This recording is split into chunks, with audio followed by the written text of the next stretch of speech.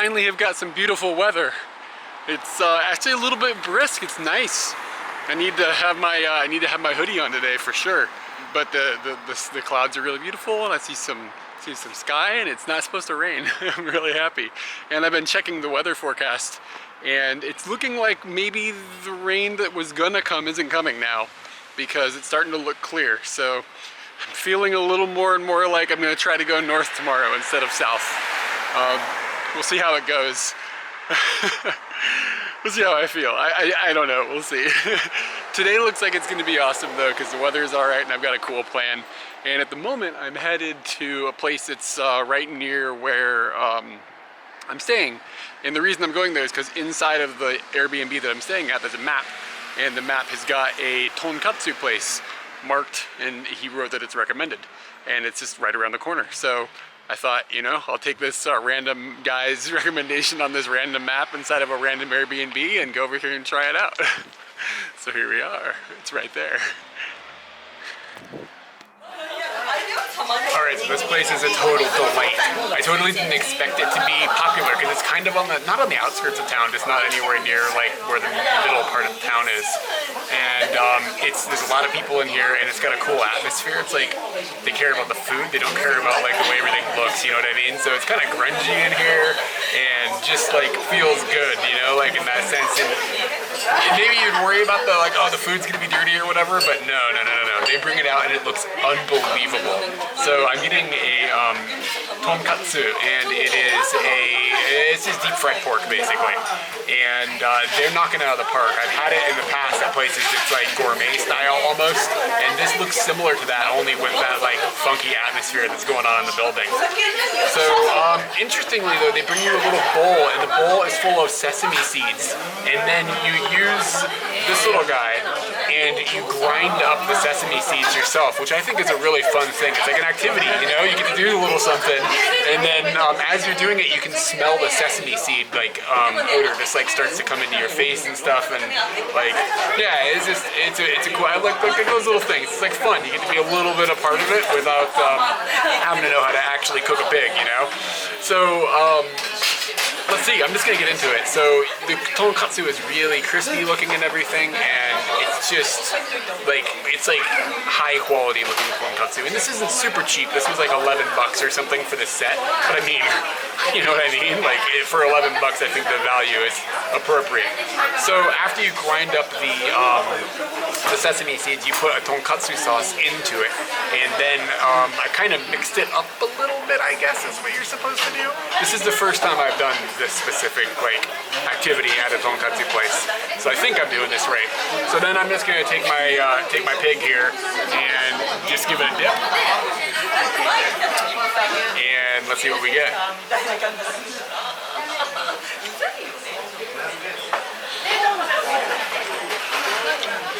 See why this guy recommended this place. It's really damn good. The sesame seed is a great addition to that tonkatsu flavor. Hey, that's hella good. And there's also a bit of mustard here. And the mustard is the most fun part about tonkatsu because it's like a spicy mustard. It's like karashi or something. So you can see you take like a little niblet of it. That might be enough to kill a man. And then I'm going to just slam some onto the tonkatsu. This is tricky to do one-handed. And then I'm gonna try to pick up the whole thing. That was great camera work, Eric. So let's see if that's gonna end my life, because it depends on how spicy it is.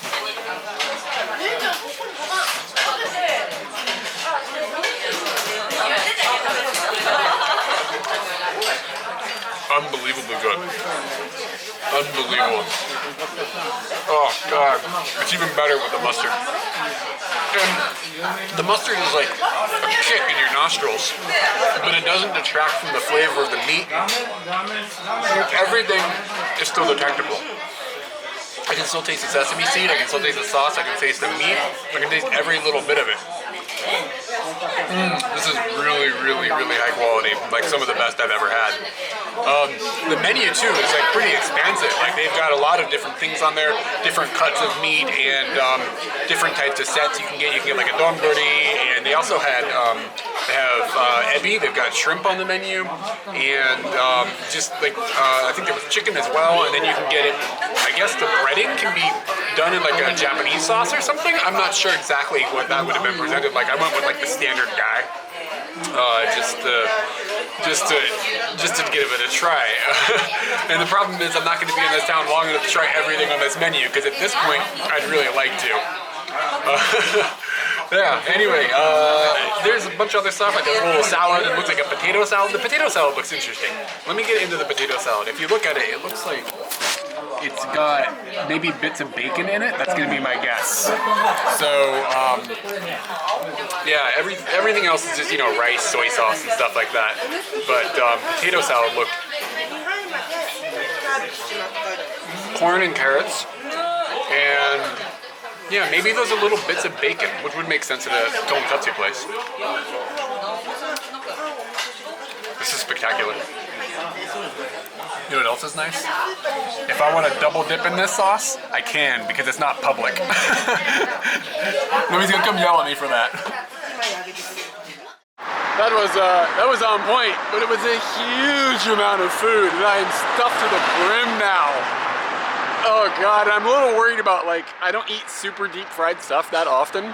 Like even last night when I had the deep fried skewers, it was like a lightly bready thing. This is like heavy deep fried.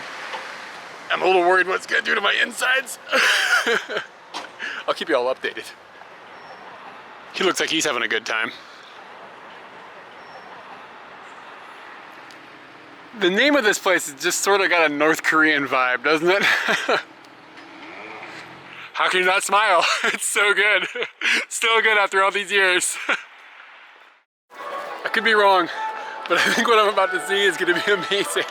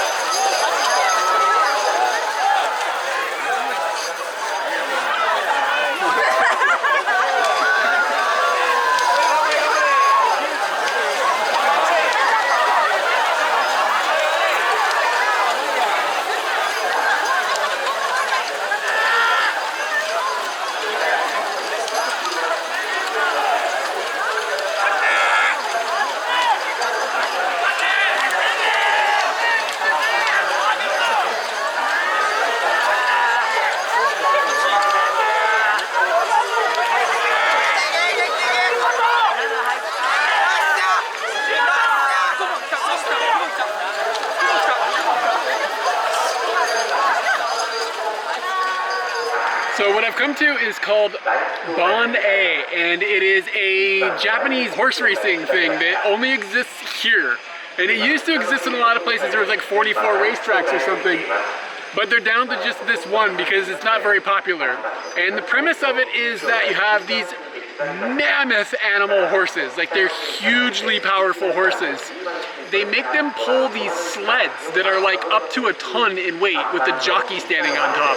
And they run in their own lines, like there's like these green lines on the track, so they all stay within their own track, and it's just a straight shot, 200 meters, and the horses just like have to pull this massive weight over these two big hills. The ground is like a gravel, and like in the middle of the race, the jockeys will let the horses take a rest.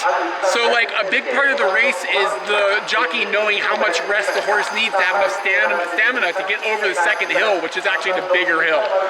And it's pretty weird. It takes a couple minutes for a race to go, and the higher class races are pulling more weight. So the higher the class, the slower the race. I have mixed feelings about what I've seen so far. I've seen 2 races so far. There's 11 of them today, and they don't use riding crops, but they do beat the crap out of the horse at the end of the race with the reins. And I mean, it's making the horse pull that amazing amount of weight. But on the other hand, the horses are really powerful, so I'm not sure how difficult it. I mean, it's probably. Let me put it this way, this first race I saw, one of the horses fell from exhaustion, like it fell down, and the guy got off and like, you know, got the horse up somehow, like he just like hit it on the neck and stuff. The horse got up and then finished the race, obviously last. But like, this is pretty difficult for the horses. But like I said, like, they are humongous animals. Like, I've been around a lot of horses, like I grew up on a farm, but never have I seen horses this big. They're massive. So, regardless of like, is it a good thing or a bad thing or whatever, I'm trying to not be too judgmental on that front, but like, it's very interesting. And I'm way out in the middle of nowhere, basically. I mean, this is still a city, but I mean, it's like, I'm in remote Hokkaido, and there's barely anybody here. It's sort of just a ghost town at this little place. So I get the impression that it is maybe turned more into like a tourist attraction than a place where people legitimately come. Like, you know, locals and stuff. However, there's betting taking place. Like, there's betting and all that is going on. I don't think I'm going to partake in the betting. That's more of a kyde thing, as you saw in our Japan Derby, video. And that was a completely different environment because of how there was tons of people, and it was very, very popular. Of course, it was right next to Tokyo. There's more people. This feels like a little more like backwater, like maybe like a Japanese redneck type thing. It's kind of the vibe I'm getting, for lack of a better word. And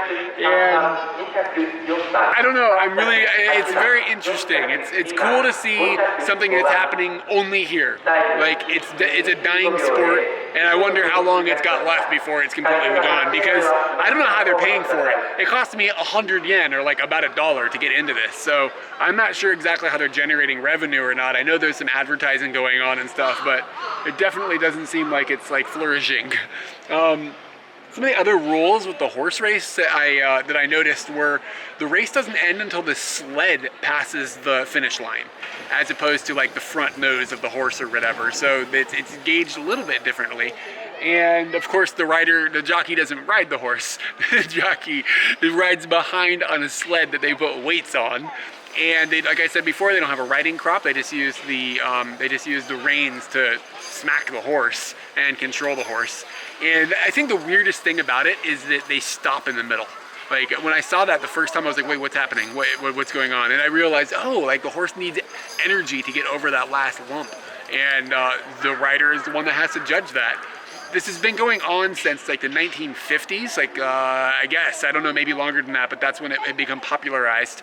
And at some point there was like up to 44 of these tracks, and like I said, there's down to 1. And there was one guy that was a jockey for 30 years, and he won over 3,000 races. So he's like the Michael Jordan of this, you know? Which is a really obscure way to be famous, but pretty interesting. So between every race, they have to reset the course because the gravel obviously gets all like messy, and they want it to be an even game for everybody. So dudes come out here with like rakes and like flatten out the hills, and then they run a tractor up and down the course to flatten out the rest of it. Like, it seems like a pretty big production for not very many people being here. Like, there's a lot of people involved, and I mean, you know, horses aren't cheap, especially horses like this big that are bred to be muscular, and like they probably eat a lot, I guess. I don't know, strong horses eat a lot of food, I'd imagine. So like, I just don't understand like where they're getting the prize money or something, or maybe there's nationwide betting going on or something to help supplement it or something, but there's certainly not enough people here like to cover the cost of everything that's going on. Like, there's no way that that's possible. I do notice that there is some advertising going on, and I heard that SoftBank had given a bunch of money to the race course just to keep it open. I'm assuming maybe for historical purposes, because if this one closes, sport's done. Like, that's it. Here comes the tractor.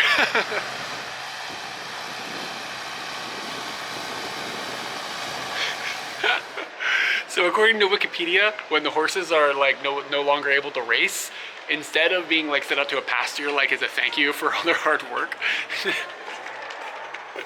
they get sold for human consumption. Thanks for all the hard work, you are delicious. So I'm gonna see if I can find some basashi here, like maybe they've got one of the stands or something. I don't know, like ex-horses, you can eat them. It seems pretty weird, I guess. There does seem to be betting taking place for races at other courses in the country.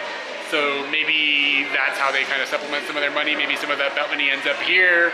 And I'm assuming that you can probably bet on races that are happening here at other racetracks. So maybe that is where revenue is coming from? Just a guess. Hard to be upset about that. Hey, check it out, I finally found a goat. I think this is the first goat of Hokkaido. Like, for real, this thing is huge. Keep in mind how tall I am. I'm 2 meters tall. And it is, I'm almost like, my head level is almost at its back. I know it's hard to, like, perspective-wise, but if I get any closer, I don't want this thing to chew my head off. What's getting me about the size of this animal is that it's just pure muscle. It's hard to get a good shot of it, but the width of it is just shocking as well as the height. Here, for a comparison, there's a normal horse. Its back is like right below my shoulders. That thing's a monster. You're just normal. Let's go back to the goat. It's hard to believe that that and that huge monster over there are like both horses, kind of, right? Look how small this is. It's like pocket-sized. The same way that they have an area where you can look at the horses before the race, they have that same system here. And they come out and they just walk around, and it's kind of like, kind of loose, like they kind of can go in front of each other in line and stuff. Like, and it seems like the jockeys are, well, these guys aren't the jockeys, the people walking and riding the horses, like, they do this all the time, and they know each other, and they're kind of like goofing around with each other and stuff. Surprisingly, the horses are like ridiculously skittish. Like, I'm nervous talking this loud because I've seen them all freak out and then like start bucking around and stuff. So I'm trying not to like move quickly and stuff. And there's a dude holding a sign that's like no running. Because I think if you ran up to these horses right now, you'd end up killing a whole lot of people. Like, they'd all just freak out. I mean, they're like, of course, they're the size of trucks, so problem, yeah?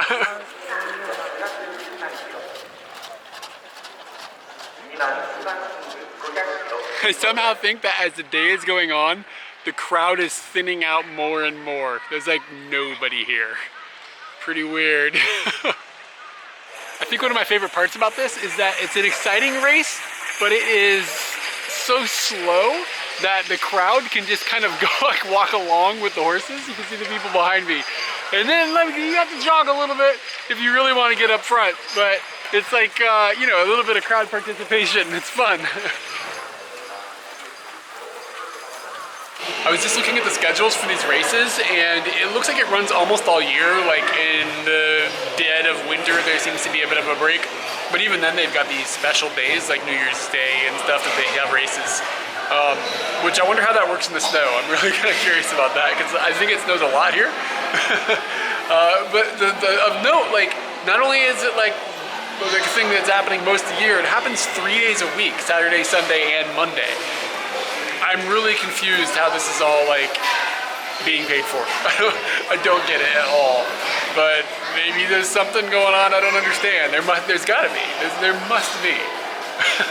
So they run these races late, like until 8:30, and you can see they set up all these lights, and then there's some lights behind the horses, like on the back of the track.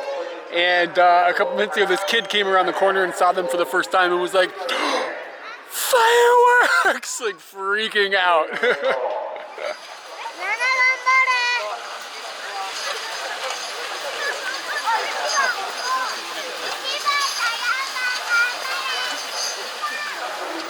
That kid might have been smarter than I thought. Fireworks began. But not for here, they're in the distance. But fireworks began. There is no way fireworks going off right now is a good thing for these skittish ponies. I have no idea what these fireworks are for, but last time I was in this town there were fireworks as well, so maybe they're for me. It looks like they also have an event where they have people pull the sleigh. I wonder if they hit them. What I really think is interesting about this is that instead of just like pushing your horse, I mean, I guess you probably have to do this normal horse racing, but there's a really strong emphasis on gauging how much energy your horse has left and knowing when to push it, and then keeping an eye on the other horses to see like, okay, should I be pushing a little harder here, or should I be pushing like less there, or where should I be resting and for how long? And they all get to that climb up at the end, and it's just like they're all waiting, and you're like, okay, who's gonna go first? But that doesn't necessarily mean he's gonna win. Like if another horse gets another 2 seconds of rest, maybe he'll have more energy to push it over the edge. It's pretty exciting. So that was, I just watched the last race that I'm gonna watch. There's one more race, but I don't know what the deal with horse races is, but there's like 11 races a day, like at track days, and then the 10th race is the big one, and then the last one is, I'm not quite sure what, but it's gotten to the point of freezing out here for the clothing that I've got, so I'm gonna go find someplace warm to have some food. And I'm starting to feel a little bit unwell. And I'm wondering if it's because I haven't eaten much today, or if it's because I ate that deep fried turbo meat earlier, which was, I mean, unbelievably delicious. But I wonder if it's getting me now. I don't know. I just feel a little weird. So I think I'm gonna try to find something like easy, like spaghetti or something sounds really good. So maybe I'll just end up getting some spaghetti from a convenience store, or if I can find a decent Italian joint, maybe I'll do that. But yeah, this was awesome. Like, it was really cool. I'm glad I came out and got to see this. I was, when I heard about it, I was like, oh man, I'm never gonna get to see that. It's in weird remote Hokkaido. How am I ever gonna get up there and time that all out? Just randomly happened. Another magical day.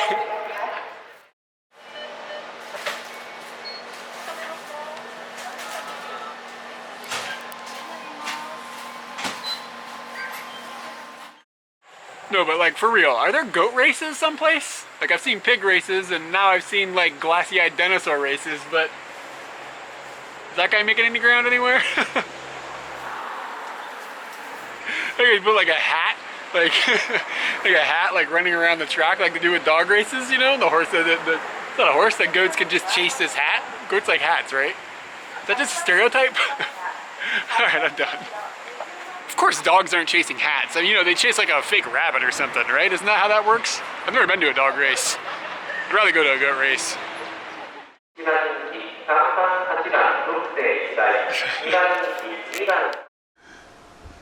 What is it? This is at the end of what video?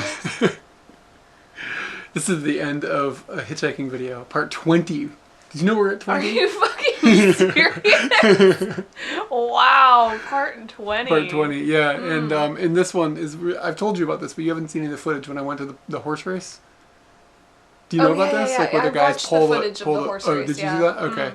Yeah. And I had a little bit of a dilemma actually watching this, and I'm sure some people probably were thinking the same thing, where in the footage, when I watch it back, and I mentioned it at the time, but the jockeys are pretty harsh with the horses. Like they're hitting them pretty hard. And like watching these horses like pull all this weight and stuff, I have a little bit of like a, is this okay feeling in my head? You know, kind of the same way that I felt about the cockfight that we saw and stuff like that. Like, I don't know, you know what I mean? Maybe I'm just like, maybe am I hippie or something? Or maybe overtly compassionate towards animals, but maybe not enough. I don't know. I feel really conflicted about the whole thing, but it's a really cool event. I'm just gonna come off as a brutalist, you just want to eat. You just want to eat the horse or something. You're gonna say and something. The chickens. Yeah, so I don't know. It's a little bit of a, you know, I don't feel like it's really my place to be really strongly judgmental about it or anything. But watching them, I watched this footage over and over and over, editing it. It was a little bit odd, but yeah, it's still a cool event. I'm glad I saw it. Yeah, but anyway, yeah. I don't know. What did you guys think? Like, give me reasonable feedback. Don't just call me like a pony eater or something, because I didn't eat any pony. But what do you think? Like, is that over the line? Is that a thing that we should still be doing, like with animals, or you know, like were the horses so big that it's just like, okay, they can accept that or whatever. You know, I don't know. Like, it's a bit of a complicated thing to think about. If you like thinking about these conundrums, you could definitely subscribe or like or hit up our Facebook, the Twitter. Oh, don't forget the bell. This subscribe. Oh, and There's a I button learned by about the the bell subscribe. recently. Yeah, so you can hit that, and then that'll hit you up with some like notifications when we upload things. And also, if you'd like to make more hitchhiking opportunities happen, or more traveling opportunities happen, or more Katie and Eric videos happen, hit up Patreon and get involved. That would be really, really helpful. Yeah. So I have another question. I'm in a kind of a weird mood tonight, so I think it probably has come off already. But I'm gonna hit you with a question here that I haven't asked you at all. That has been asked by Jessica. And Jessica1993 from YouTube wants to know about what from our perspectives, how do our families feel about our traveling and being away from home? And I think that's a pretty easy question for you to answer, perhaps, since you were just back in America for 3 months seeing everybody. So, like, from your perspective, how does your family feel about our lifestyle?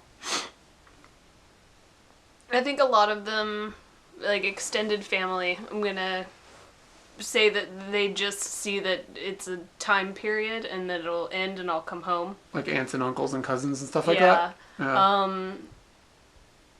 I don't know if my dad knows I'm gone. Like in a really, really weird good way. Like, but he's been here. He's seen you here. It's like my dad doesn't know about omnipresence. Like, I don't know if that's how you say this, but like when you're not there, it's just fine. Life is continuing. When you're there, you're in life. But if you're not there, it's not a negative. Like, I guess he doesn't have. I think he misses, but it's not as exposed to everyone. He's a busy guy. What about your brother? What do you think your brother thinks about this? My brother was just like. I think him and I feel the exact same way of like, kind of sucks that we're not close to each other. And when I went home, it was just like, make as much possible fun as possible. Yeah. For my mom, I don't really know anymore. I used to feel like she was expecting me to come home, and now I don't really know. I think there was a lot of expectation in that, and a lot of those expectations haven't been met. Yeah. So now we've it's been gone kind like of just 7 years or something. Now it's kind of just really blurry. And when she asks me, like, what are you going to do with the rest of your life? I have presented her with the cloud that is our life. Like, I don't know. I got no idea. I'm going to sit on this couch, make a video tonight. That's what I'm going to do. Tomorrow you probably go to work. Yeah. They're expecting me there, so I'm going to go to work. Yeah. So it's a real mixed bag. I think my parents are just like happy that I'm doing something that is like fun and interesting. Like, I think they're just happy I'm hanging out with you, to be honest. Like, as long as I'm hanging out with you, my parents are thinking this is cool. Your parents are probably like my brother. Yeah, probably. A little less. I don't know how to explain, but I see them on the chip realm. Yeah, I mean, I don't know. He thinks it's cool, I think. I think they think it's cool. Yep. Yeah. And they're excited when you're there, and they're excited when you're away, and they miss you, but they get it. Yeah. Yeah. I don't have any brothers or sisters, so that's a real easy question for me to answer. Yeah. My parents are pretty adventurous people, though, so I think this is just sort of like, they moved around a lot and stuff when they were younger. They were telling me about Cuba, and I was like, yeah, they lived in Cuba. Fascinating. Keep talking. That's your parents. I just want them to keep talking. You said you had a media shout out, man? All right, my media shout out. As I watched at work today, for the second time, Tickled. The movie Tickled. And I watched it for the second time. I don't think it's worth a second view because the first time is just good enough. It's worth a first view. It's definitely worth the first view. It is just a very interesting movie and just wow. I cannot believe that crap's going on and that guy decided we're doing a documentary about this. Yeah, don't spoil. I'm not going to spoil get into it at all. Anything. I don't even think I could explain it very well in a short synopsis. Lots of people love this movie. It is hilarious and weird and Kinda shocking. spooky. And kind of get your heart rate up a little bit if you put yourself in the shoes of the guy If you that haven't- is doing the documentary. Yeah, if you haven't seen this, I would recommend not going to the description in this video and checking the trailer and instead just watching this movie blind. But if you're really kind of skeptical about like our opinions on things and you want to watch the trailer, I'll put a link to the trailer in the description. Check it out. But really, the best way to experience this would just be going completely blind. And it's not, maybe it's on Netflix or something. It's called Tickled. Yeah. There can't be that many of those movies. You'd probably be able to find it pretty easy. If you Google it, you might end up somewhere very weird. Yeah, So, yeah. well, Try to stick to your mainstream sources. yeah. But yeah, anyway, more I'm hitchhiking. real busy at work. More hitchhiking is coming. What else is coming? Hong Kong. We're heading to Hong Kong next month. I started working on a surprise that she doesn't know about. Yeah, I was told I'm not allowed to hang out on that day. Yeah, That there's was certain this- things that are happening Yeah. that hopefully will work out. I'm really excited about. And I gotta work tomorrow. and I'm gonna start working on a Borneo Part 4, I believe I'm gonna start working on that tomorrow. So hopefully that'll be up next week about the time you're seeing this, a week after. That's how that works. Thanks everyone.